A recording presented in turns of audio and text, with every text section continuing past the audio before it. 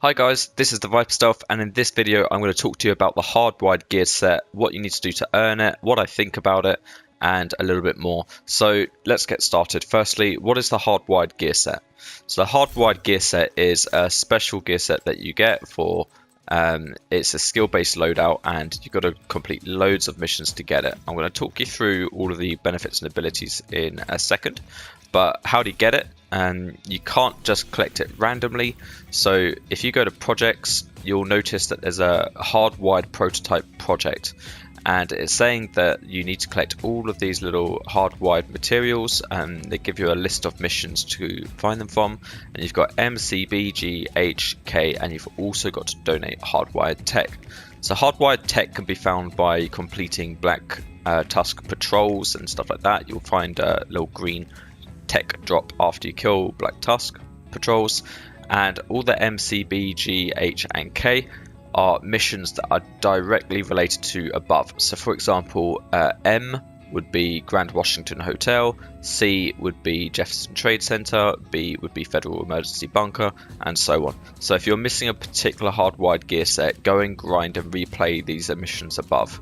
I found drop percentage is a little bit higher on hard, so maybe move the mission difficulty to hard instead of normal, but that is how you get it. So what do you do once you complete all of these objectives and you get all the parts? Well, you need to fast travel to the base of operations, where you can hand all of them in to the projects, and then unfortunately you need to do it all again. You need to grind them all. Now the good news is you can pick up two C's, for example, so you wouldn't need to grind the second time around for another C hardwired component. So this does reduce the grind a little bit, but still you need to get a whole load of that again. Once you've got all of that, what you do is you fast travel to the base of operations and you go to the crafting bench, and you are now able to craft a level 450 to 500 gear set of the hardwired. So this is what it is. I've crafted all of them, which it took a long time, but I crafted all of them. Now the advantage of this is that you've got a nice little new skill set, which is interesting. I'll say interesting for now, but the disadvantage is, as I mentioned in the crafting bench, it's level 450 to 500, so you're not going to be rolling these 500 or 515 gear pieces. So here we've got like 485, we've got 486, we go right down here to 456. So firstly, the pieces that you're getting aren't even that high of a gear score, which is disappointing considering the grind that I had to do to get all of these pieces. But you can keep on grinding them and crafting them, and maybe you'll find a higher gear piece than a 456. So I might want to grind another holster here just to get a high gear score.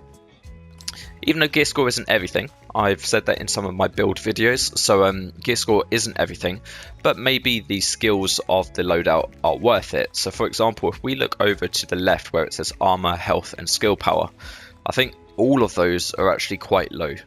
I think the armor is weak. With armor like this, I'm expecting to have some massive health or some massive skill power, but I don't. Health is also very low, and skill power, even though it's higher than some loadouts that have 0, it's really nothing to write home about. And let me go into this in a little bit more detail. So Hardwired is basically a gear set that favors the skill-based player the most. So if we look at the abilities, you've got nice initial abilities. So you've got 20% skill health and 20% skill power. I love these two, but unfortunately you've got increased shock duration. Now I don't know about you guys, but I couldn't care less about this. I would love to have seen 20% skill cooldown here. That would be a nice kind of 3 out of 6 requirement there. And I think skill health, skill cooldown requirement, and skill power, that would have been a fantastic 3-piece for this gear set, but unfortunately that's what they asked for. So if we scroll down a little bit more, there you go into the abilities for the 5 and 6 and 6 and 6. So tamper proof is when you deploy your skills, hive, turrets, pulse sensor, things that you put on the floor, it causes enemies that walk too close to them to be shocked. So that's where the increased shock duration comes in, and also if you shoot environmental objects that release shock, that is where the shock benefits. This can occur once every 10 seconds, so what you might be familiar with is you throw your turret on the floor, for example, and then an enemy like a big heavy sledgehammer elite will walk over to it and just kick it and destroy it instantly. So this stops the enemies from doing that, because that enemy will walk close to your equipment, they'll go to kick it, and then they would get shocked, and they'd be, you know, vulnerable for you to lay in loads of LMG bullets into them and cause them a lot of damage. So it sounds interesting to most people. I personally don't use things that benefit this. So for example, I use the most of the time I use the drone and I use the seeker mines. So you can't kick those stuff anyway. So for me, that's not useful. And if I look at the 6 out of 6, it's called feedback loop. Now I really like the sound of this. So killing with a skill resets the cooldown of your other skill. And also repairing a friendly agent's armor from 0 armor resets the cooldown of your skills entirely. So it's going to happen once every 15 seconds. And what I particularly like about this is you get an extra bonus. So when a skill cooldown ends or reaches full charges, you gain bonus damage and repair for all skills. So you can see very, very clearly that this is a skill-based loadout. The problem I have with this is, firstly, like I mentioned, I don't use skills that can be kicked or destroyed like this.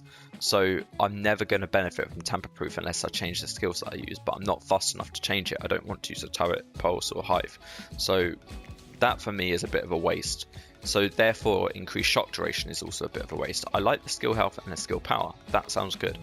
But if we scroll down to the feedback loop, we get instant resets once your skill gets a kill, or if you heal a friendly up from no armor to having armor. So that sounds interesting. The big problem I have with this is that for a lot of people playing this game, maybe having the hardwired gear set sounds very exciting. It allows them to play around with a skill-based loadout and have a lot of fun. But unfortunately, I've already done that. And I say unfortunately, I say fortunately actually, it's my strongest loadout, and it's also the one I have the most fun with, is my skill-based loadout. So if I go to skill quickly, you can see 206,000 armor, you can see very low health at 28,000, but the skill power whopping 3,100. So if you compare this skill-based loadout to this, just on those stats alone, you can see there's a massive difference. I've got, you know, significantly more armor, so I'm allowed to, you know, be in the front line a little bit more and help out the team in that way. But also that skill power is just a huge difference. And it's disappointing that a gear set has such low skill power. Now you might be asking me, why does this even matter? You know, why do I need a high skill power for the green gear set? Now let me explain this to you. So I'm going to look at the skill-based loadout that I've got. Now on top of having abilities on this loadout, which I'll talk about in a second, the skills are really important in a skill-based loadout. Now why? It's because they come with mods. Now mods allow you to do so much more damage or other things which are interesting. So for example, if we look at this drone mod, we've got a 38.6% cooldown reduction, so it's ready much sooner. We've also got 21.5% more damage and also 20.3% more damage. So on the right you can see a summary here. We've got damage mod, a cooldown reduction. My drone does almost 42% more damage than standard, and it cools down almost 39% quicker than standard. Now that's huge. When I pull my drone out, it wrecks people, and then once it gets destroyed or once I burn it out, it's ready to go very quickly. Unfortunately, because of the way the skill-based loadout works, the skill power is so low on my loadout that I don't qualify for any of these benefits. So this means I've got to look for something that I qualify for, which is pretty much nothing, because the skill power is so low. So the problem with that is, on a skill-based loadout, I'm bringing out a completely standard drone with no mods on it. So it's incredibly weak. And I did like the sound of the last ability, which is feedback loop. If you get a kill with your skill, it refreshes the other skill. Now I thought this sounded really cool, but I'm not going to get kills with this because it's so weak and it doesn't have mods. So it really doesn't work. And if you compare this to something else that I have in my skill, which is the abilities. Now I have 20% skill duration here, empowered, which is 10% more skill power. Skills in the top right, skills have a 25% chance to reset skill cooldown, so I already have a cooldown skill ability there.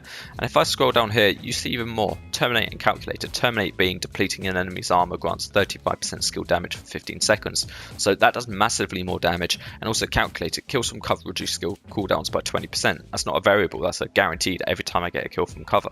So these are really nice abilities. If I scroll down also to the last section, which is kind of the skills, you can see that I'm doing 3000 skill power with all of these, and I've got a great skill cooldown reduction of 21%. Now if I compare this to the air quotes skill based loadout of the custom, the hardwired, it just really doesn't stack up. So you know, we've got two main talents there of the abilities which sound okay, but if I scroll down, I haven't got those you know, the abilities. I've got while equipped skills deployed at full armor have 25% duration charges and ammo. That's interesting at least, but I'm not getting that through the loadout, I'm getting that through the weapons, so it's not a bonus. And if I scroll down to skills, you can see that skills do massively less, you know, skill power, than less damage. So I'm left here thinking, right, hold on, I've grinded my ass off to get this hardwired gear set.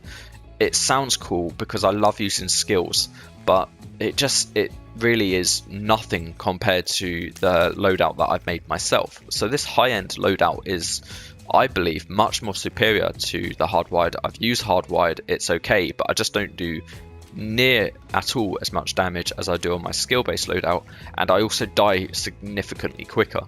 So for me, it's just not fun playing it. I really hope that these gear sets do get buffed, because the only one I think is worth using at the moment is True Patriot. I've got True Patriot, I've got Ongoing Directive, and I've also got Hardwired. So I've got all three that are available at this point of time. And so far, True Patriot is the only one that's kind of half worth using.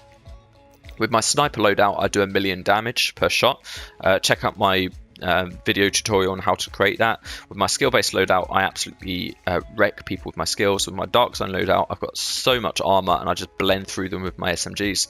Now, why do I need to use these gear sets that don't add this value to my character? And especially with this, like I've got so many well customized and synergized talents that go well together, that it just doesn't make any sense for me to use the hardwired. So for me, my opinion on the hardwired gear set is it's one hell of a grind to get all of the pieces. It was much harder to get the pieces for hardwired than it was to get True Patriot and also Ongoing Directive. And also I'm incredibly disappointed with hardwired. I think they could have made this fantastic. There's a lot of people in the division that shy away from using skill-based builds anyway, because you know they prefer damage per second and high armor builds. So it could have been a great opportunity for the game to come up with a gear set that was inviting to play. If anything, I think this does the reputation of skills a disservice. You're not going to be excited to use this because it's pretty much just trash, and you're better off looking at my YouTube tutorial video on how to make a good skill-based loadout anyway, and it'll be significantly better than hardwired. Now, one thing I should also mention is with my skill-based loadout, my drone and my mines, once I use them and they're completely burnt out, they're ready to use in 35 seconds. Now 35 seconds really isn't much, considering the vast amount of damage these do. I haven't showed you my mines. So in my mines, I've got 6 extra mines, which is massive damage, 35% cooldown almost, and 29% extra damage. So these Seeker mines just absolutely terrorize the enemy. And with my drone that I showed you earlier on that does massive damage and fast cooldowns, why would I bother using hardwired? It's less armor, much less skill power. The skills just don't do any damage. It just doesn't make any sense. But that is what hardwired is. I'm quite disappointed being a skill-based player. I also think that it does a misrepresentation of how good a skill-based loadout can be. Let me know your thoughts of this loadout in the comments, because I just think the gear set, I don't know, just doesn't do skills justice. But if you like this video, give me a thumbs up. Thank you very much.